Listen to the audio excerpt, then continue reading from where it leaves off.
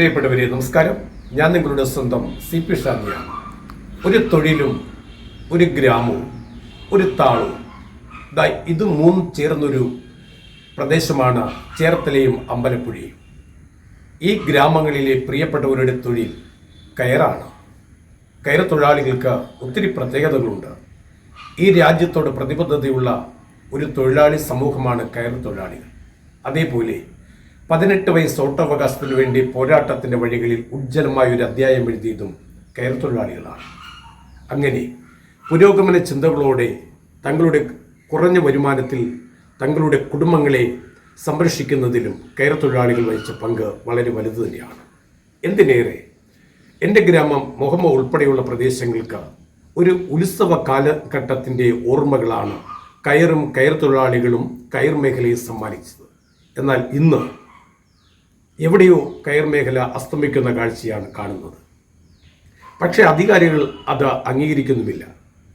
അധികാരികൾ അംഗീകരിക്കാതിരിക്കുമ്പോഴും നാട്ടും പുറത്ത് നമ്മുടെ തൊട്ടടുത്ത് പപ്പടത്തടുക്ക നെയ്തും തങ്ങളുടെ 1-2 തടുക്ക നെയ്ത് തൻ്റെ ആരോഗ്യവും കുടുംബവും നോക്കി നിന്ന ഒത്തിരി തൊഴിലാളികൾ യവനികൾക്ക് പിന്നിലേക്ക് മാറുന്നു.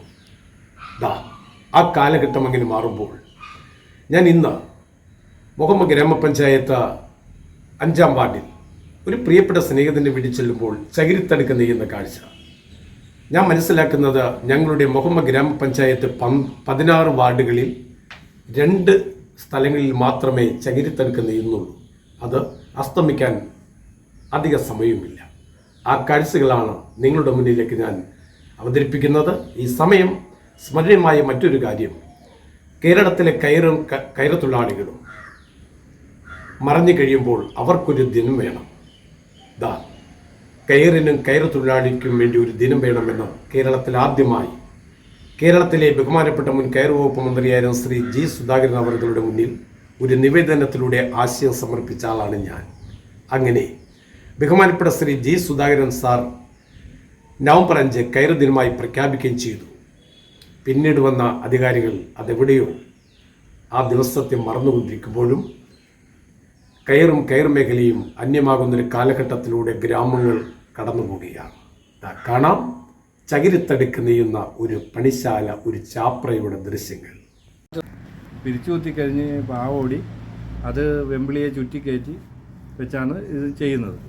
ഇതിൻ്റെ മേലിലെ പാവ് സെല്ലക്കും തീരെ വണ്ണം കുറഞ്ഞ കയറാണ്.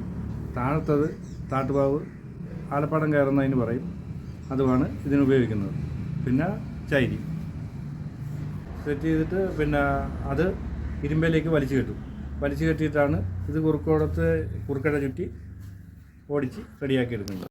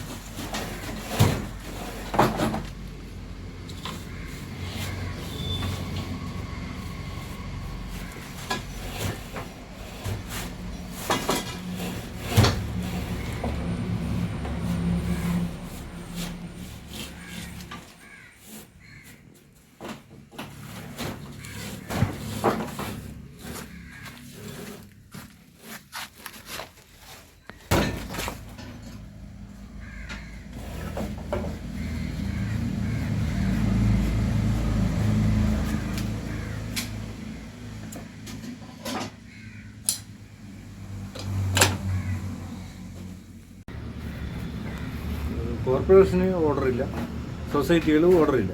ഇത് പുറത്തുള്ള വ്യക്തികൾക്ക് ഓർഡർ ഉണ്ട്. അതുകൊണ്ട് ചെറുതായ രീതിക്ക് പിടിച്ചു നിന്ന് പോകുന്നത് മാത്രമേ, വിലയില്ല. ഡിപ്പോക്കാരനാണെങ്കിൽ വിലയില്ല, മറ്റുള്ളവർക്ക് ഓർഡറും ഇല്ല. സൊസൈറ്റികൾക്കും കോർപ്പറേഷനും ഓർഡറില്ല. അതുകൊണ്ട് ചെറിയ രീതിക്ക് പിടിച്ചു നിന്ന് പോകണം. ഇവരോട് ഞാൻ പറഞ്ഞതാണ് എവിടെയെങ്കിലും വേറെ വല്ല പരിപാടി നോക്കാനായിട്ട്. അവർക്കത് പോകാൻ താല്പര്യമില്ലാത്തതുകൊണ്ട് ഇവിടെ നിൽക്കുന്നു. പിന്നെ ഞാനും അതിൻ്റെ കൂട്ടത്തിൽ കൂടി. ഒരു കാലഘട്ടത്തിൽ ഈ മോമ പഞ്ചായത്തിൽ ഞങ്ങളുടെ 5-ാം വാർഡിൽ ഒരു 10-50 തറക്ക് മേലിലുണ്ടായിരുന്നു. പക്ഷേ ഇപ്പോൾ വന്ന് 2-3 തറ ഉള്ളു. ഒരു വീടുകളിൽ ഉള്ളതാണ് ഈ 2-3 തറ. ഞാൻ 10ാം ക്ലാസ് വരെ പോയുള്ളൂ. അത് കഴിഞ്ഞ ഉടനെ ഈ ഇതിൻ്റെ ടർക്കിൻ്റെ ഫീൽഡിലേക്കാണ് ഇറങ്ങിയത്. ഇറങ്ങി ഇപ്പോൾ അതിനും പണിയില്ല. ഞങ്ങൾക്കിപ്പോൾ ഒരു രക്ഷയില്ലാതെ അങ്ങനെ നടക്കുകയാണ്. ഓണം വരുമ്പം ഇതിനേക്കാളും കൂടുതൽ വിഷയങ്ങൾ ഞങ്ങൾക്കുണ്ടാകും. എന്നുവെച്ചാൽ ഇതിന് ബോണസ് കൊടുക്കണം, അതുപോലുള്ള പൈസയൊക്കെ റെഡിയായി കൊണ്ടുവരണം. എന്തെങ്കിലും പണയമൊക്കെ വിൽക്കുക ചെയ്താലേ നമുക്ക് പിടിച്ചു നിൽക്കാൻ പറ്റുള്ളൂ. ഇപ്പം ഇതുപോലെ ഈ കയർ മേഖല ഒരു 2-3 മാസത്തിനുള്ളിൽ തന്നെ ഇത് നിന്നു പോകാൻ സാധ്യതയുണ്ട്. ഇതുപോലുള്ള സംരംഭമാണെങ്കിൽ ഞങ്ങളുടെ മക്കൾക്ക് ഇതുപോലുള്ള സാധനങ്ങൾ കാണണമെങ്കിൽ ഇനി ആലപ്പുഴ കോർപ്പറേഷനില്ല വേറെ എവിടെയെങ്കിലും ചെന്ന് വേണം കാണാൻ.